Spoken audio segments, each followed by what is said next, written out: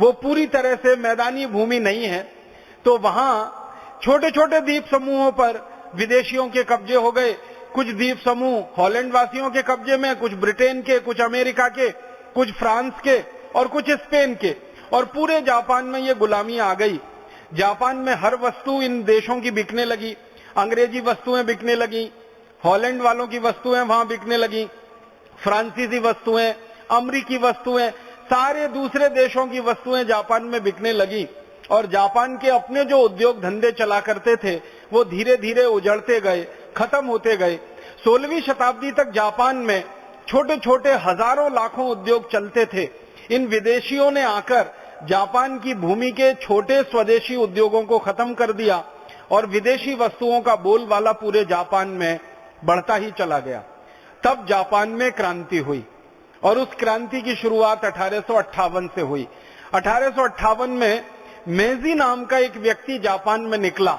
1858 में उसने जापान को संगठित करना शुरू किया और जापान के लोगों को ये एक विचार उसने देना शुरू किया कि जापान की गरीबी, जापान की भूखमरी, जापान की बेरोजगारी, जापान की आर्थिक मारामारी, ये जितनी खराबी जापान में आई है ये विदेशियों के जापान में आने से शुरू हुई है।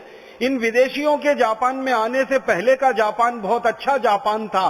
जैसे भारत में अंग्रेजों के आने के पहले का भारत बहुत अच्छा भारत था, वैसे ही विदेशियों के जापान में प्रवेश करने के पहले का जापान बहुत अच्छा, बहुत सुंदर, बहुत समृद्धशाली, स्वावलंबी, स्वदेशी जापान था।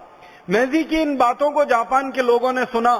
धीरे धीरे लोगों में एक विचार पनपने लगा, तो लोग पूछने लगे कि आखिर हमारी इस विदेशी गुलामी से हमको मुक्ति कैसे मिलेगी। तो वो जो मेजी नाम का नेता था जापान का, जो बाद में जापान का राजा बना, शासक बना, एक तरह से राष्ट्रपति बना, उसने लोगों को समझाना शुरू किया कि बहुत आसान काम है। जापान को अगर इन विदेशियों की ताकत से आजाद कराना है तो इन विदेशियों की बिकने वाली जो वस्तुएं जापान में हैं, सबसे पहले इनका बहिष्कार करो, ताकि इन विदेशियों को आर्थिक मदद हमारे देश से जो मिल रही है वो बंद हो जाए। और जब इन विदेशियों को जापान से मिलने वाली आर्थिक मदद बंद हो जाएगी तो इन विदेशियों का जापान में रहने का दूसरा कोई लालच नहीं है, वो यहां से छोड़कर अपने आप चले जाएंगे। इनको आर्थिक ताकत जो हम दे रहे हैं वही इनको जापान में टिकाए हुए है। लोगों की समझ में ये स्वदेशी की बात आ गई और जापान में एक जबरदस्त स्वदेशी आंदोलन शुरू हो गया। परिणाम क्या हुआ? जापान के नागरिकों ने अमेरिकी वस्तुओं का बहिष्कार करना शुरू किया। जापान के नागरिकों ने अंग्रेजी वस्तुओं का बहिष्कार करना शुरू किया। जापान के नागरिकों ने हॉलैंड की, डच वस्तुओं का बहिष्कार करना शुरू किया। जापानी नागरिकों ने फ्रांसीसी वस्तुओं का बहिष्कार करना शुरू किया। उसी समय क्या हुआ कि जब ये जापानी लोग विदेशी वस्तुओं का बहिष्कार कर रहे थे तो अमेरिका में, फ्रांस में और ये ब्रिटेन में और ये हॉलैंड में खलबली मच गई। इन देशों में खलबली ये मच गई कि जापान में अगर ये स्वदेशी आंदोलन चल गया और सफल हो गया तो जापानी लोग तो आजाद हो जाएंगे, हमारी गुलामी से बाहर चले जाएंगे, फिर हमारे लिए इतना बड़ा बाजार जो जापान का है ये निकल जाएगा, तो हमें कुछ करना चाहिए। तो इन सब देशों ने मिलकर जापान को डराना शुरू किया, धमकाना शुरू किया। इन देशों ने जापान के ऊपर हमले करना शुरू किया। ये 4-5 देशों की सेना मिलकर जापान के ऊपर चढ़ बैठी और मेजी के सहयोगियों को दबोचना इन्होंने शुरू किया और इस तरह से संघर्ष की स्थिति जापान में बनना शुरू हो गई। एक समय ऐसा आया कि जापान में स्वदेशी आंदोलन के जो समर्थक लोग थे और एक समय ऐसा आया कि ये स्वदेशी आंदोलन के सहयोगी लोग जो थे ये विदेशियों की सेना के सामने सैनिक युद्ध में हारने लगे। सैनिक युद्ध में ये हारने क्यों लगे? क्योंकि जापान के पास उस समय इतनी ताकतवर सेना नहीं थी जितनी ताकतवर सेना इन 5 देशों की थी। आप सोचिए, 5 देश एक तरफ और जापान अकेला एक तरफ, पांचों देशों की सेना एक तरफ, जापान छोटा सा टापुओं का देश वो एक तरफ। तो जापान के लोग सैनिक युद्ध में तो हारने लगे, लेकिन उनके मन में जो युद्ध चल रहा था वो बहुत ताकतवर था। और जापानियों ने यह तय कर लिया था कि अगर हम सैनिक रूप से हार गए और मान लो इन विदेशियों का कब्जा हमारे ऊपर फिर से हो गया तो भी हम अपने जीवन में इन विदेशियों की तो कोई वस्तु का उपयोग नहीं करेंगे, भले ही हमें भूखे मर जाना पड़े या बिना उस वस्तु के रह जाना पड़े। आपको सुनकर बहुत हैरानी होगी, बहुत आश्चर्य होगा कि जापान के लोगों ने उस जमाने में अपने यहां खाने पीने की वस्तुएं जो बहुत कम पैदा होती थी, विदेशों से लेना बंद कर दिया। अमेरिका से आया हुआ संतरा, अमेरिका से आया हुआ सेब जापान के लोगों ने खाना बंद कर दिया। विदेशों से आए हुए चावल और चीनी को जापानियों ने पूरा बहिष्कार करना शुरू कर दिया। एक एक वस्तुओं का पूरे देश में बहिष्कार होता गया और धीरे धीरे जापान के लोगों ने सैनिक युद्ध में हारने के बाद भी स्वदेशी के युद्ध में जीतना शुरू कर दिया। एक बहुत रोचक बात मैं आपको बताना चाहता हूं कि जब ये स्वदेशी आंदोलन जापान में चल रहा था, तब उसमें जो स्वदेशी का अभियान चलाने वाले लोग थे, इन लोगों ने मिलकर एक फैसला किया कि जैसे बड़े बड़े अमेरिका, ब्रिटेन, फ्रांस और ये हॉलैंड देशों की कंपनियां आकर जापान में व्यापार कर रही हैं और जापान की अर्थव्यवस्था पर कब्जा कर रही हैं, तो क्यों नहीं जापान के लोग मिलकर जापान की छोटी छोटी या बड़ी बड़ी स्वदेशी कंपनियां बनाएं और उनको आगे बढ़ाएं, ताकि वो कंपनियां विदेशी कंपनियों से टक्कर ले सकें और जापान में जिन सामानों की जरूरत है उस सामान का उत्पादन करके लोगों को दे सकें। तो सबसे पहली जो जापान की स्वदेशी कंपनी बनी, जो स्वदेशी आंदोलन के गर्भ में से पैदा हुई, उसका नाम है मित्सुबिशी। आपने मित्सुबिशी का नाम सुना होगा। ये जापान की सबसे बड़ी कंपनियों में एक है और जापान की ये सबसे बड़ी स्वदेशी कंपनियों में एक है। जैसे हम भारत में बात करते हैं ना, टाटा सबसे बड़ी स्वदेशी कंपनियों में एक है, वैसे जापान में मित्सुबिशी सबसे बड़ी स्वदेशी कंपनियों में एक है। यह मित्सुबिशी कंपनी का जन्म हुआ स्वदेशी आंदोलन में से। जब जापान के लोगों ने यह तय किया कि कोई विदेशी माल हम नहीं खरीदेंगे, भले ही हमारे देश में वो माल ना बने, तो हमें हमारा ही बनाया हुआ सामान इस्तेमाल करना है, उसके लिए मित्सुबिशी कंपनी को इन्होंने बनाया। फिर जापानी लोगों ने देखिए क्या किया, मित्सुबिशी कंपनी में जापानी लोगों की भर्ती हुई। अब उनको टेक्नोलॉजी सीखनी थी, उनको तकनीकी सीखनी थी, क्योंकि जापान में उस जमाने में बहुत अच्छी तकनीकी नहीं हुआ करती थी। तो ये मित्सुबिशी कंपनी के इंजीनियर जो हुआ करते थे, इनको विदेश में पढ़ने के लिए भेजा जाता था। सबसे ज्यादा ये जाते थे पढ़ने के लिए जर्मनी में। जर्मनी में जाकर ये मित्सुबिशी कंपनी के इंजीनियर तैयार होते थे, पढ़कर वापस आते थे और जापान के लोगों के लिए टेक्नोलॉजी बनाते थे। इनका तरीका क्या था, जर्मनी में गए, वहां मशीनों को देखा, मशीनों को खोला, खोलने के बाद फिर वापस बंद किया, फिर खोला, फिर बंद किया, इतने में मशीन बनाना सीख लेते थे और वापस आकर वैसी की वैसी ही मशीन बना देते थे जो जर्मनी में उन्होंने खोलकर देखी होती थी। इस तरह से जापान में मशीनरी का निर्माण शुरू हुआ। इस तरह से उन्होंने तकनीकी का अपने देश में बढ़ावा देना शुरू किया। तकनीकी जैसे जैसे बढ़ती गई, वैसे वैसे मित्सुबिशी कंपनी के नीचे काम करने वाली छोटी कंपनियों की संख्या बढ़ती गई। एक समय ऐसा आया कि मित्सुबिशी एक बड़ी कंपनी, उसके नीचे छोटी छोटी सैकड़ों सैकड़ों छोटी छोटी दूसरी कंपनियां। फिर इसी तरह से जापान में याशिका निकला, फिर और कंपनियां निकली, फिर धीरे धीरे फैलता गया और एक समय जापान में ऐसा आया कि अमेरिका और ब्रिटेन और हॉलैंड और फ्रांस और रूस, इन पांचों देशों की कंपनियां जो जापान में पैदा करती थी, उससे बेहतर सामान जापानी कंपनियों ने बनाना और सस्ती कीमत पे बनाना शुरू कर दिया और इन कंपनियों को जापान के बाजार में जापानियों ने बुरी तरह से पीट दिया।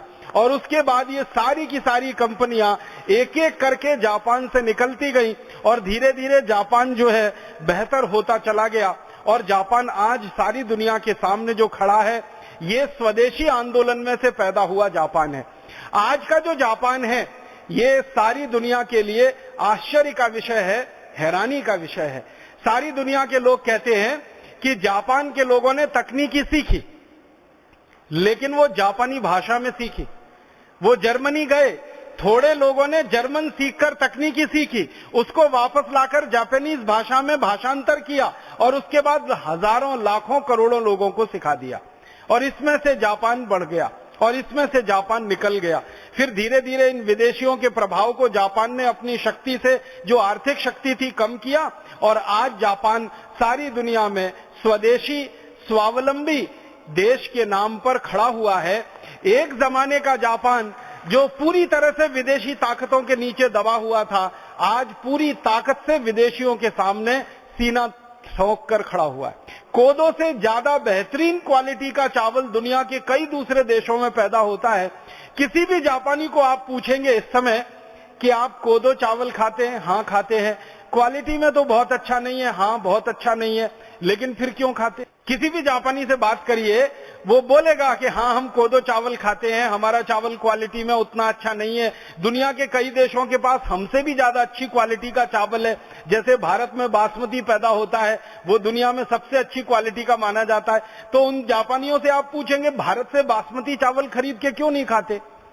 इसी तरह से जापान में अच्छे फल पैदा नहीं होते हैं, तो दुनिया के दूसरे देशों में बहुत अच्छे फल पैदा होते हैं। तो जापानियों से पूछिए दूसरे देशों से खरीदकर फल क्यों नहीं खाते हैं? आपको मालूम है जापान में चरागाह नहीं है, गाय बैल भैंस पाल नहीं सकते, क्योंकि चरागाह ज्यादा नहीं है, तो दूध की व्यवस्था नहीं है। तो जापानी लोग चाय भी पीते हैं ना, तो बिना दूध की पीते हैं। तो जापानियों से अगर हम ये पूछें कि दूसरे देशों से दूध क्यों नहीं खरीद लेते अपनी चाय में डालने के लिए, तो वो सारे जापानी एक ही एक जवाब देते हैं कि कोई चीज हमारे देश में कम क्वालिटी की है, कोई चीज हमारे देश में घटिया क्वालिटी की है, या कोई चीज हमारे देश में सबसे रद्दी क्वालिटी की है, फिर भी हम उसी का इस्तेमाल करते हैं क्योंकि वो स्वदेशी है, क्योंकि वो स्वदेशी है, क्योंकि वो स्वदेशी है। ये जो स्वदेशी की भावना है, ये किसी देश को बनाती है और बहुत आगे बढ़ाती है। जापान के बारे में एक आखिरी और महत्वपूर्ण बात कहना चाहता हूं। जब ये क्रांति शुरू हुई जापान में सन 1858 में, उस समय जापान में पूंजी की बहुत कमी थी, पैसा नहीं था उनके पास, कैपिटल नहीं था उनके पास। आप जानते हैं कोई भी उद्योग बनाना हो और किसी भी उद्योग को चलाना हो तो 4 चीजें उसमें चाहिए। एक तो चाहिए पूंजी, जिसको हम कैपिटल इन्वेस्टमेंट कहते हैं। दूसरा चाहिए श्रम, माने जो हमारे मजदूर हैं। तीसरा चाहिए हमें संसाधन, जिसको हम अंग्रेजी में रॉ मटेरियल कहते हैं, कच्चा माल कहते हैं। और चौथी चाहिए हमारे देश की वातावरण, कानून और व्यवस्था की अनुकूलता। ये 4 चीजें एक साथ हों तब कहा जाता है कि किसी देश में उद्योग का विकास होता है। अब जापान की कमनसीबी देखिए कि जापान ने जब ये क्रांति शुरू की, स्वदेशी क्रांति, और उन्होंने विदेशियों के कब्जे से अपने देश को आजाद कराने की मुहिम चलाई, उस समय जापान में कुछ नहीं था, उनके पास संसाधन नहीं थे। जापान में अगर प्राकृतिक संसाधन आप देखेंगे ना, तो 2-3 चीजें ही उनके देश में हैं जो पैदा होती हैं। एक तो कोयला पैदा होता है, भरपूर मात्रा में जापान में कोयला पैदा होता है, जो प्रकृति ने उनको दिया है, ईश्वर ने उनको दिया है। दूसरा, जापान में बहुत बड़े पैमाने पर सिल्क का उत्पादन होता है, हजारों वर्षों से होता है। तो सिल्क और कोयले को छोड़कर 1858 में तो जापान के पास कुछ उत्पादन भी नहीं था। 2 ही चीजें होती थी, या तो कोयला होता था या तो सिल्क उनके पास होता था। दूसरे रॉ मटेरियल उनके पास नहीं थे, पूंजी उनके पास नहीं थी। तो पूंजी नहीं थे, रॉ मटेरियल नहीं थे, और विदेशियों की गुलामी में पूरा देश था, तो कानून और न्याय और सारी व्यवस्थाएं उनके अनुकूल नहीं थी। जापानियों के पास एक ही चीज थी। जब भी किसी जापानी अर्थशास्त्री को आप ये पूछेंगे कि 1858 की आपकी क्रांति सफल कैसे हुई, आपके पास तो कुछ नहीं था, न पूंजी थी, न संसाधन थे, न रिसोर्सेस थे आपके पास, न अनुकूल वातावरण था, न कानून व्यवस्था आपके हाथ में थी, फिर भी जापान को आपने ऐसा बना लिया।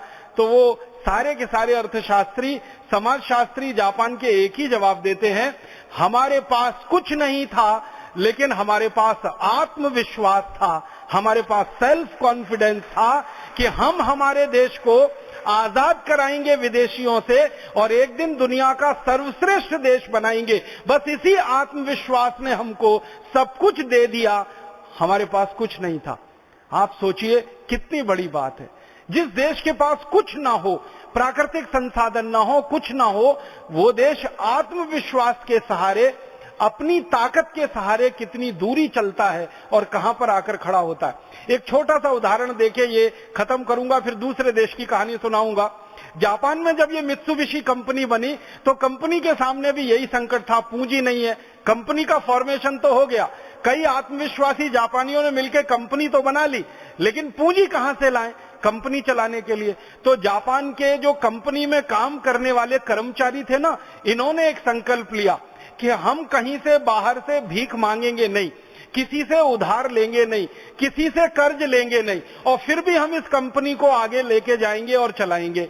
तो इन लोगों ने पता है रास्ता क्या निकाला? इन्होंने रास्ता ये निकाला कि पूंजी तो पैदा हो सकती है अगर अतिरिक्त श्रम हमारे पास हो। ये अर्थशास्त्र का एक सिद्धांत है कि अगर सरप्लस लेबर आपके पास है तो सरप्लस लेबर से आप पूंजी को पैदा कर सकते हैं। तो जापानी जो कारीगर होते थे, जापानी जो मजदूर होते थे, उन्होंने कंपनी में काम करना शुरू किया। तो पता है उनको एक दिन में 6 घंटे का काम करना पड़ता था। उन्होंने कहा हम 12 घंटे काम करेंगे और तनख्वाह उतनी ही लेंगे, पगार उतनी ही लेंगे, वेतन उतना ही लेंगे। 6 घंटे का वेतन लेंगे, 12 घंटे काम करेंगे। आप सोच रहे हैं, 6 घंटे का वेतन लेंगे, 12 घंटे काम करेंगे, 4-5 घंटे का वेतन लेंगे, 12 घंटे काम करेंगे, माने अतिरिक्त श्रम करेंगे। और सारे जापान के मजदूरों ने पूरे देश के छोटे छोटे बड़े बड़े कारखानों में इस उद्देश्य से काम करना शुरू किया कि हमारे देश के पास पूंजी नहीं है, हमें पूंजी पैदा करनी है, विदेशों से हमें हाथ फैला के भीख मांगनी नहीं है, कर्ज किसी से लेना नहीं है, हम अपने श्रम का बलिदान करेंगे, श्रम का उपयोग करेंगे, ज्यादा देर से श्रम करेंगे।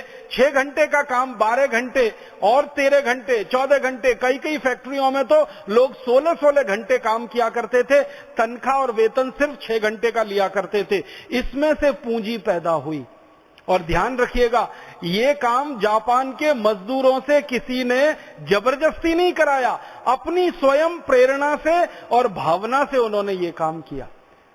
जापान का नेता आप सोचिए कितना तेजस्वी रहा होगा, कितना चमत्कारी रहा होगा, जिसका नाम मेजी मैंने आपके सामने लिया, जिसने जापान के लोगों में इतनी भावना भर दी कि दूसरों से भीख मांगने से अच्छा है हम ज्यादा मेहनत करके पूंजी बनाएं।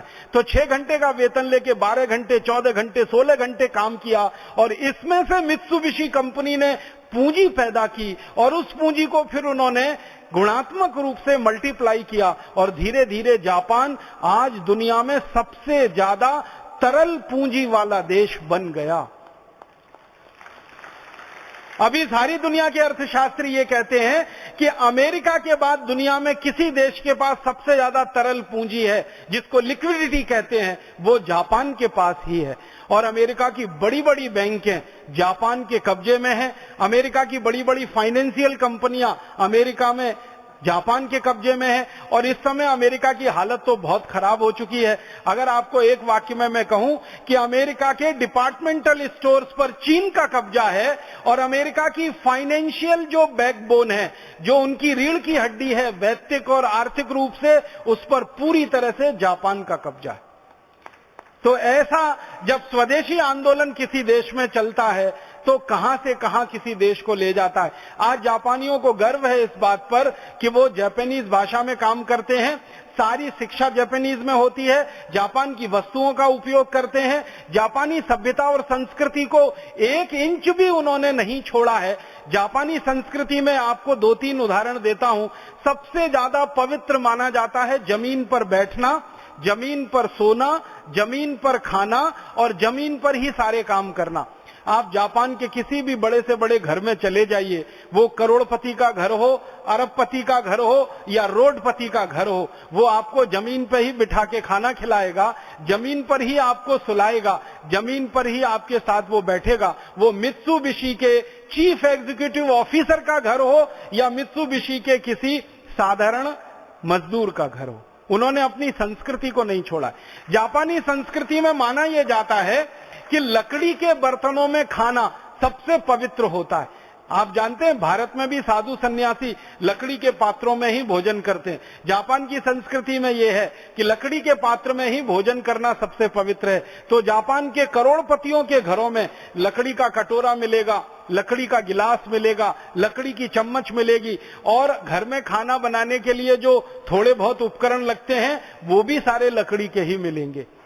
आप किसी बड़े से बड़े जापानी के घर में जाएंगे, बैठने को कुर्सी नहीं मिलेगी, सोफा नहीं मिलेगा, सोने के लिए डबल बेड नहीं मिलेगा, और आप उनसे पूछेंगे कि क्या आप गरीब हैं जो ये सोफा नहीं खरीद सकते, या आप जो है डबल बेड नहीं ले सकते, या डाइनिंग टेबल पे बैठ के खा नहीं सकते, तो वो आपको बहुत तेज गुस्सा होकर, हो सकता है गाली में भी आपसे बात करे, और वो कहेगा कि हम ये सब कर सकते हैं लेकिन हम करते नहीं है क्योंकि हमारी संस्कृति में इसकी इजाजत नहीं। तो अपनी संस्कृति को नहीं छोड़ा, अपनी सभ्यता को नहीं छोड़ा, अपने धर्म को नहीं छोड़ा उन्होंने। जापानी लोग जानते हैं बौद्ध धर्म का पालन करते हैं, उस बौद्ध धर्म का पालन वो आज से नहीं हजारों वर्षों से अपने देश में करते आए। तो ना धर्म छोड़ा, ना संस्कृति छोड़ी, ना भाषा छोड़ा, ना उन्होंने अपना पहनावा छोड़ा, ना उन्होंने स्वदेशीपन छोड़ा, ना उन्होंने देशभक्ति छोड़ी अपनी। सब कुछ उनके यहाँ खून में, रग रग में बसा हुआ है। कारण उसका एक है कि जापान के विद्यार्थियों को बचपन से जो शिक्षा दी जाती है उसमें ये सबसे महत्वपूर्ण पाठ है जो सिखाया जाता है।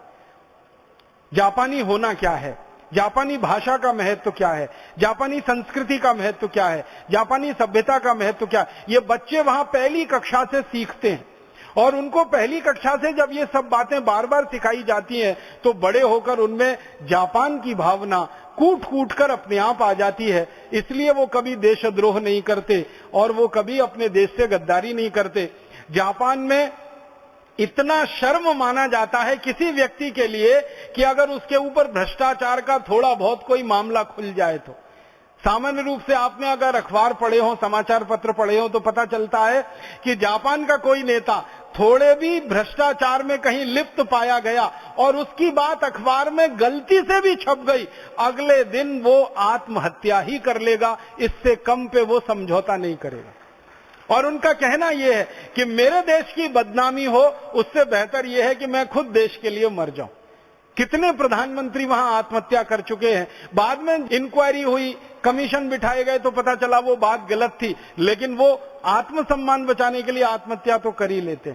ऐसा जापान बना स्वदेशी आंदोलन के गर्भ में से निकल के, जो स्वदेशी आंदोलन वहां 1858 में चला। तो मेरा मानना है कि जब जापान जैसा देश जो जनसंख्या में हमसे बहुत छोटा, क्षेत्रफल में हमसे बहुत छोटा, संसाधनों में हमसे बहुत कम, सभ्यता और संस्कृति में शायद हमसे कम पुराना, हमारी सभ्यता और संस्कृति तो उनसे कई हजार गुना ज्यादा साल पुरानी है, इन सब चीजों में हमसे कम होने पर भी जापान अगर सफल हो सकता है, स्वदेशी आंदोलन को चला सकता है, अपने देश को स्वावलंबी और स्वाभिमानी बना सकता है, तो भारत देश में भी अपना अभियान जो भारत स्वाभिमान का है ये जरूर सफल होगा। क्योंकि हमारे पास तो ताकत में जापान से कई गुना ज्यादा संसाधन है, जापान से कई हजार गुना ज्यादा पुरानी संस्कृति और सभ्यता और हमारी परंपरा है, जापान से कई हजार गुना ज्यादा लोग हमारे देश में हैं जो इस अभियान में लगने की तैयारी में हैं, और जापान से कई हजार गुना ज्यादा सामूहिक रूप से लोगों का आत्मविश्वास हमारे पास है। इसलिए मुझे लगता है कि भारत स्वाभिमान का अभियान तो जरूर सफल होने वाला है।